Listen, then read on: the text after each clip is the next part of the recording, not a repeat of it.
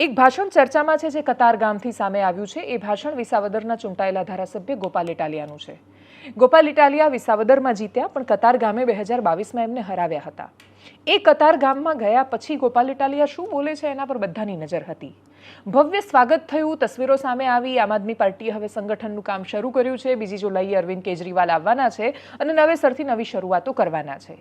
પણ હાર મળ્યા પછી તમે શું કરો?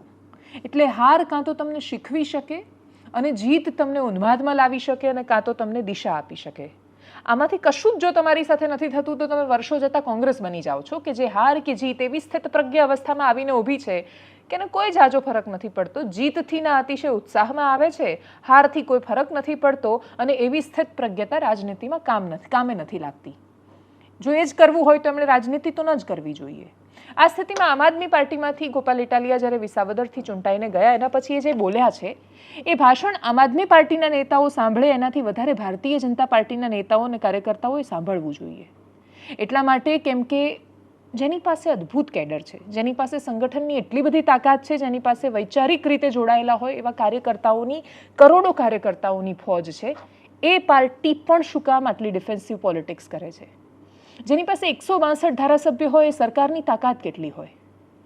જેની પાસે 162 ધારાસભ્યો હોય અને આખા રાજ્યમાં સતત ચાલતું આવેલું શાસન હોય, વર્ષોથી એના જ અધિકારીઓ હોય જેમના આંખના ઇશારે કામ કરી શકે ને એવી સમજણ ગોઠવાઈ ગઈ હોય, એવા માણસોથી બનેલી સરકાર કેટલી શક્તિશાળી હોઈ શકે? શું વર્તમાન સરકાર બહારથી દેખાય એટલી બધી શક્તિ હોવા છતાં શક્તિશાળી છે? તો એનો જવાબ ના છે. એટલા માટે કેમ કે સામૂહિક શક્તિ કોઈ દિવસ નથી દેખાતી. ના વિધાનસભાના ફ્લોર પર દેખાય છે, ના સામાન્ય માણસોના કામોમાં કે જમીન પર દેખાય છે. અને જ્યાં ખરેખર જમીન પર ન દેખાય, વિધાનસભાની જમીન પર ન દેખાય, ત્યારે જાય છે ક્યાં એ તાકાત? એ તાકાત એ અહંકારમાં ફેરવાઈ જાય છે. જીત્યા પછી તમે એ ભૂલી જાઓ કે તમારો જીતવાનો ઉદ્દેશ્ય શું હતો. જીત્યા પછી તમે એ ભૂલી જાઓ કે 30 વર્ષ પહેલા તમે જ્યારે જીતવા માટે લડી રહ્યા હતા ત્યારે તમારા મુદ્દાઓ શું હતા. એ અમદાવાદમાં સાબરમતીના એ ધૂળિયા મેદાનોમાં રહીને એ રેતીમાં રમતું જે નગર હતું એની આજુબાજુ અમદાવાદમાં જે વાર્તાઓ કહેવાતી કે અશોકભાઈ ભટ્ટ કહેતા કે પછી રાજકોટના નેતાઓ જે રીતે કહેતા, શું આ એ ભારતીય જનતા પાર્ટી રહી છે? ભારતીય જનતા પાર્ટી જે મુખ્ય મુદ્દાઓનો, એટલે ગાય માતાનો મુદ્દો તો સૌથી મોટો મુદ્દો હતો એક સમય ભારતીય જનતા પાર્ટીનો. પોલિટિક્સ સિવાય ભારતીય જનતા પાર્ટી ગાયના મુદ્દામાં શું કરી શકી? કરપ્શનના મુદ્દામાં શું કરી શકી? ગુજરાતમાં તમે જે દેખાડવા માટે 5 થી 10 ઉદાહરણ આપી દીધા, 30 વર્ષના સતત શાસન પછી શું કામ રસ્તા ખરાબ હાલતમાં છે એ વાતનો જવાબ નથી.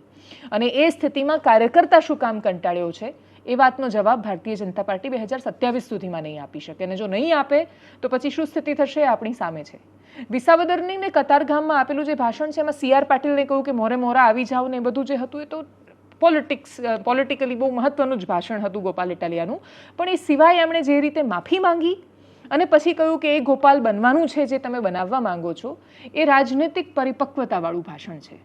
એ વક્તવ્ય બતાવે છે કે જો આમ આદમી પાર્ટી એ દિશામાં એ રીતે કામ કરશે, એમની અંદરની સમસ્યાઓ પર કામ કરશે, તો એ ભારતીય જનતા પાર્ટીને પડકાર આપી શકે એમ છે. અને ભાજપને કોઈ ન હરાવે. ભારતીય જનતા પાર્ટીને ખાલી ભારતીય જનતા પાર્ટી હરાવી શકે એમ છે. અને ભારતીય જનતા પાર્ટી જ્યાં જ્યાં તૂટી રહી છે ત્યાં એ પોતાના ભારથી તૂટી રહી છે. આટલી વાત જો કદાચ એમને સમજાય, જો કે સમજાશે એવી બહુ અપેક્ષાઓ ઓછી છે, કેમ કે પ્રશ્નો પૂછાય ત્યારે સીધા જ અર્બન નક્સલ કે પછી દેશદ્રોહી કે પછી એવા થપ્પા લગાવવામાં વ્યસ્ત સરકાર એ વાતનો જો જવાબ આપી શકે કે થપ્પા તો તમે કોઈના પર પણ લગાવી દેશો, પ્રશ્નોના મૂળભૂત જવાબો નિરાકરણના રૂપમાં મળવાના છે. ગોપાલ ઇટાલિયાને સાંભળીએ. ગોપાલ ઇટાલિયા એકલો ધારાસભ્ય બન્યો હોત તો 4-5 જણા આગળ બેઠા ઈ નાચતા હોત. ગુજરાત આખાના હજારો લોકો ધારાસભ્ય બન્યા ને એટલે બધાય નાચે છે. આ ચૂંટણીમાં ગોપાલ નથી જીત્યો, જનતા પોતે જીતી છે. અને એટલે જ તો જનતા ઉત્સવ મનાવે છે. નહીતર રાજનીતિમાં મત ગણતરીની બપોરે 3 વાગે ત્યાં લગભગ બધું ચોખ્ખું થઈ જાય કે કોણ આવે છે ને કોણ જાય છે. સાંજે 7 વાગ્યા સુધી નાચવા ગાવાનું બધું પતી જાય ને બીજે દિવસે સવારે 10 વાગ્યાથી રાબેતા મુજબ બધું હોય. બીજા દિવસથી ઉજવણી લગભગ કોઈ ચૂંટણી ન હોય.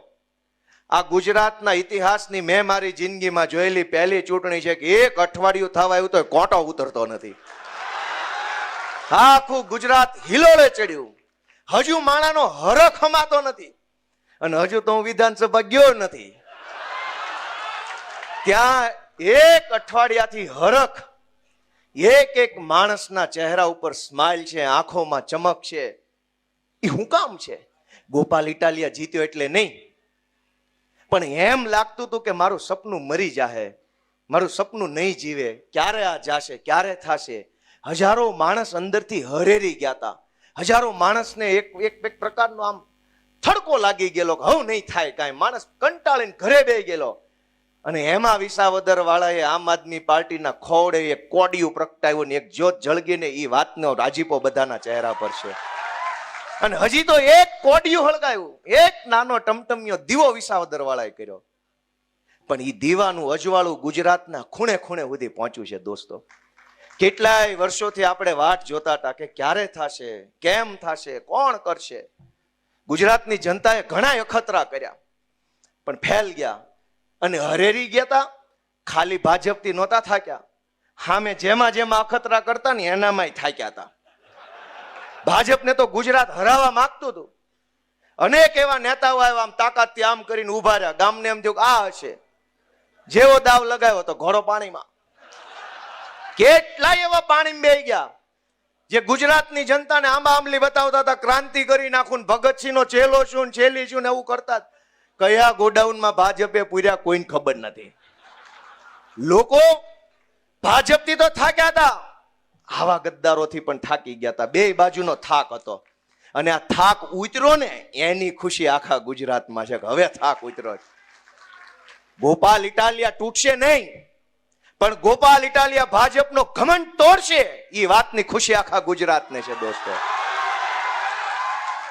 કે દિવસના ચાળે ચડ્યા હતા, ઉપાડો લીધો તો સી આર પાટીલે.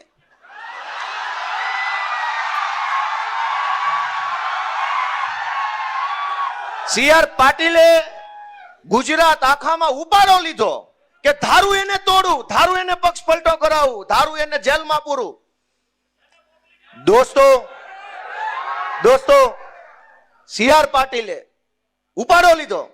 અહીંથી ધારાસભ્ય તોડું, અહીંથી તોડું, ન્યાથી તોડું, ઓલાને લઈ લઉં, આને લઈ લઉં, આને લઈ લઉં. ગોપાલ ઇટાલિયા સુરતની બજારમાં ઉભો રહીને ચેલેન્જ મારે છે કે સી આર પાટીલમાં દમ હોય તો હવે પછી ગુજરાતનો એક કઈ ધારાસભ્ય તોડીને ખાલી ચૂંટણી કરી બતાવે. હું જોઉં છું કોણ છે સી આર પાટીલ. હવે પક્ષ પલટો કરાવે અને ચૂંટણી લાવે, પેટા ચૂંટણી ગુજરાતની ગમે સીટ ઉપર. સી આર પાટીલ સામે મોરે મોરો નો મારી દો તો દોસ્તો સામો ન મળે. દોસ્તો, ગુંડાગીર્દીની હદ વટાવી પાટીલના કાળમાં. દોસ્તો, રાજનીતિને ખાડે લઈ જવાનું, તળિયે લઈ જવાનું કામ આ સુરતની ટોળકીએ કર્યું. દોસ્તો, મને એ વાતનું એટલું બધું દુઃખ છે એ વાતનું કે આમ ન હોય. આ ગુજરાત સરદાર પટેલ, મહાત્મા ગાંધી જેવા પુરુષોનું ગુજરાત છે, જેણે આખી દુનિયાને દિશા બતાવી. ગાંધીજીએ સત્યાગ્રહનો, અહિંસાનો, લોકશાહીની લડત લડવાનો રસ્તો આખી દુનિયાને બતાવ્યો. એ ગાંધી આપણા ગુજરાતના. જે સરદાર પટેલે માણસને બળુકો બનાવવાનું કામ કર્યું, ખેડૂતો માટે સત્યાગ્રહ કર્યા, સરદારનું બિરુદ મળ્યું ખેડૂત માટે લડતા લડતા.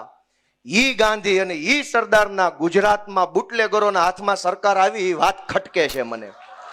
એક ગુજરાતી કહેવત છે કે જેને કોઈ ના પહોંચે એને પોતાનું પેટ પહોંચે. ભારતીય જનતા પાર્ટીને પણ જ્યાં કોઈ જ હાર નથી આપી શક્યું, ત્યાં એમના કાર્યકર્તા અને કાર્યકર્તાની નારાજગી, એમને એવું લાગે છે કે એમની સાથે કશું ખોટું થઈ રહ્યું છે અથવા એમને ઇગ્નોર કરાઈ રહ્યા છે, એ કેટલો જવાબ આપી શકશે એના પર આવનારા રાજનૈતિક સમીકરણો, બદલાતી રાજનૈતિક સ્થિતિ પર નજર રહેવાની છે. એનાલિસિસમાં અત્યારે બસ આટલું. જો આપ અમને યુટ્યુબ પર જોઈ રહ્યા છો તો સબસ્ક્રાઇબ કરો, ફેસબુક પર જોઈ રહ્યા છો તો ફોલો કરો, વિડીયોને શેર કરો. નમસ્કાર.